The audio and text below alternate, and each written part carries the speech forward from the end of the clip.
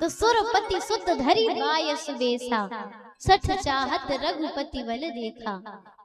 कौए का वेश धारण कर लेता है तुरंत। राम जी स्फटिक शिला पर बैठे हुए थे। जयंत आता है, मैया देखती है, जानकी मैया स्वयं माया है, उनके सामने माया चलती नहीं है। देखती है, अरे ये तो जयंत है, कौआ का वेश धारण करके क्यों घूम रहा है। विचार कर ही रही थी, तब तक आता है, मैया के पैर में चोट मार करके चला जाता है। मैया के पैर से रक्त की धारा बह चलती है। विचार करती हैं, ये तो बालक है, भ्रमवश मार दिया, मैं तो माँ हूँ। माँ का स्वभाव ही होता है बच्चों की कमियों को, गलतियों को छिपाना। प्रभु से नहीं बताऊंगी, ऐसा विचार करके मौन हो जाती। लेकिन रघुनाथ जी बगल में बैठे हुए थे और रक्त की धारा जो बह रही थी, बहती हुई चली जाती और राम जी के पैर को स्पर्श करती है। राम जी नीचे देखते हैं तो मैया के पैर से रक्त बह रहा है। तुरंत सब कुछ जान लेते हैं, क्यों हुआ, क्या हुआ, कैसे हुआ, सब जान लेते हैं। अच्छा, जयंत मेरा बल देखने के लिए आया है ना।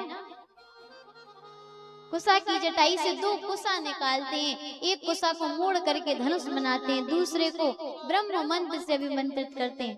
कुसा को ही क्यों निकालते महाराज, कौआ है, कौआ के लिए कुसा ही काफी है। ब्रह्म मंत्र से अभिमंत्रित करते हैं, छोड़ देते हैं, ब्रह्मास्त्र चलने लगता है।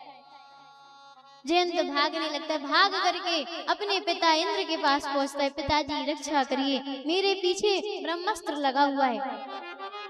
सारी बात पूछते, क्या हुआ, किसने ब्रह्मास्त्र छोड़ा है, बताते हैं। मेरे मन में ऐसा भाव आया, मैंने जानकी मैया के पैर में चोट मार दी। तुरंत धक्के मार करके इंद्र ने बाहर निकाल दिया। बोले, तुमने माँ को मारा है, मैं क्या, तुम्हारी कोई सहायता नहीं कर सकता इस संसार में। भाग करके ब्रह्मा जी के पास जाता है।